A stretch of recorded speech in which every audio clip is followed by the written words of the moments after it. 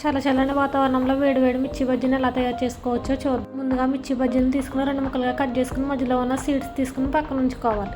ఒక బౌల్ తీసుకుని 1 స్పూన్ వాము పొడి, 1/2 టీ స్పూన్ జీలకర్ర పొడి, 1 స్పూన్ ధనియాల పొడి, 1/2 టీ స్పూన్ బ్లాక్ సాల్ట్ వేసుకుని మిర్చిలో అప్లై చేసుకుని పక్కన ఉంచుకోవాలి. ఒక బౌల్ తీసుకుని 1 కప్పు శనగపిండి, 1/2 టీ స్పూన్ పసుపు, 1/2 టీ స్పూన్ కారం, రుచికి తగినంత ఉప్పు, 1/2 టీ స్పూన్ జీలకర్ర పొడి, 1 స్పూన్ ధనియాల పొడి, 1/2 టీ స్పూన్ కసూరి మేతి వేసుకోవాలి. కొంచెం నీళ్లు వేసుకొని బజ్జీల పిండిలో కలుపుకొని పక్కన ఉంచుకోవాలి. స్టవ్ వెలిగించి ప్యాన్ పెట్టుకొని డీప్ ఫ్రై సరిపడా ఆయిల్ని వేసుకోవాలి. మనం ముందుగా కలిపి పక్కన ఉంచిన పిండిని ఒక గ్లాస్లోకి వేసుకోవాలి. ఒక్కొక్క మిర్చిని పిండిలో ముంచుకొని ఆయిల్లో వేసుకోవాలి. ఈ విధంగా ఆయిల్లో ఎన్ని మిర్చి బజ్జీలు పడితే అన్ని బజ్జీలను వేసుకోవాలి.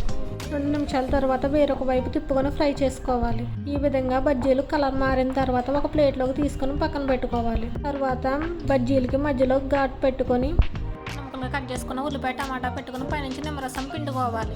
ఈ వీడియో నచ్చినట్టయితే లైక్ చేయండి, సబ్స్క్రైబ్ చేయండి.